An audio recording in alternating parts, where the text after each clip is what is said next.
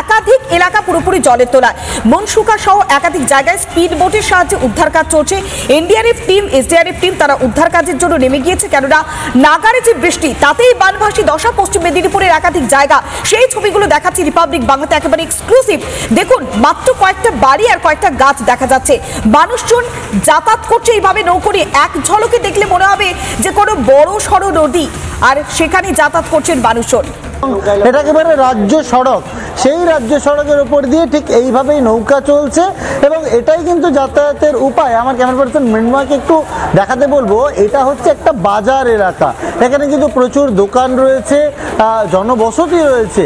সেই জনবসতি কিন্তু বিপন্ন। তুমি দেখতে পাচ্ছ চতুর্দিকে শুধু জল আর জল।